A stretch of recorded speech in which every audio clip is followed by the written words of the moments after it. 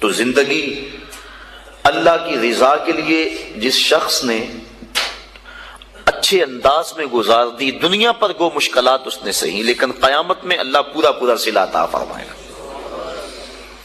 حضور نبی رحمت صلی اللہ علیہ وسلم نے ارشاد فرمایا 4 اشخاص ایسے ہیں جن کو جنت میں جانے سے کوئی چیز نہیں روک سکتی، اور فرمایا اگر لوگوں کے سست پڑ جانے کا اندیشہ نہ ہو تو اے عمر میں تجھ کو کہوں کہ یہ بات گلی اور بازاروں میں لوگوں کو بتا دو۔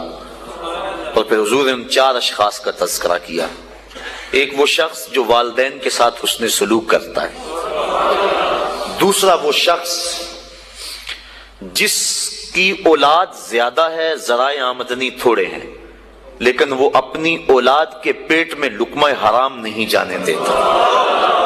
جب ذرائع آمدنی زیادہ ہوں اور پھر حرام سے بچنا، یہ بھی بہت بڑی سعادت ہے، لیکن جب ذرائع آمدنی بھی تھوڑے ہوں اور اولاد بھی زیادہ ہو تو پھر حرام سے بچنا یہ بڑا مشکل اور آزمائش کا مرحلہ ہوتا ہے۔ تو جو اس موقع میں رزق حرام سے بچا، قیامت کے دن حضور کے فرمان کے مطابق جنت میں جانے سے اسے کوئی شے نہیں روک سکتا۔ اور ہم صحابہ کی زندگیاں دیکھتے ہیں، فجر کی نماز ہوتی ہے، ایک صحابی جلدی سے اٹھ کے چلے جاتے ہیں۔ ایک دن آقا کریم نے پوچھا کہ ابو درداء کیا بات ہے؟ تو حضرت ابو درداء نے عرض کی حضور آپ جانتے ہیں آج کل مدینے میں کھجوریں پکنے کا موسم ہے، اور سحری کے وقت ٹھنڈی ہوائیں مدینے کی سرزمین کو سلام کرنے بھی آتی۔ میرے ہمسائے کے صحن میں ایک اونچا لمبا درخت ہے کھجور کا، جس کا جھکاؤ میرے گھر کی سمت ہے، اور جب ہوا چلتی ہے تو اس سے کھجوریں ٹوٹ کے میرے ویڑے میں گر پڑتی ہیں۔ میں جلدی جلدی اس لیے چلا جاتا ہوں کہ بچوں کے اٹھنے سے قبل وہ کھجوریں اٹھا کے ان کے گھر میں پھینک دوں، کہیں ایسا نہ ہو کہ میرا بچہ کوئی کھجور اٹھا کے اپنے منہ میں ڈال لے۔ یہ صحابہ کا مزاج۔ اور ہماری سڑک سے گنے کی ٹرالی گزر کر تو دیکھیں، ہم بچے کو شاباش دیتے ہیں کہ بڑا دلیر نکلا ہے۔ جس کو آج آپ حوصلہ افزائی کر رہے ہیں، کل بڑا ہو کے ڈاکو بنے گا، کل بڑا ہو کے راہزن اور لٹیرا بنے گا۔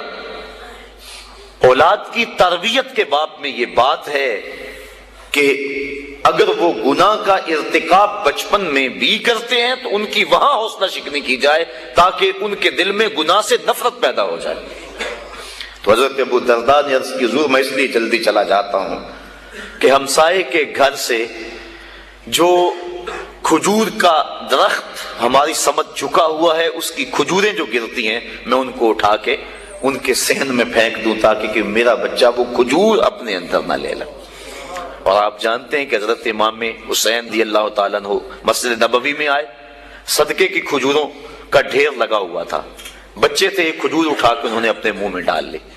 تو آقا کریم صلی اللہ علیہ وسلم تیزی سے آگے بڑھے اور ان کے حلق میں انگلی ڈال کر حضور نے کہا کہ اس کو نکالو باہر، اور اندر سے کھجور باہر نکلوا دیں۔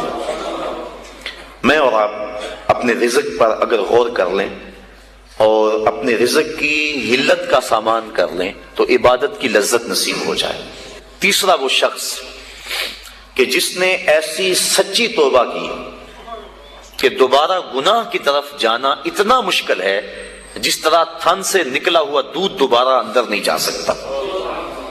اور چوتھی وہ عورت جس نے اپنی ساری محبتیں اپنے خامد پہ نچھاور کر دی اور اس حال میں مری کہ اس کا خامد اس پہ راضی تھا، اس کو جنت میں جانے سے کوئی چیز نہیں روک سکتی۔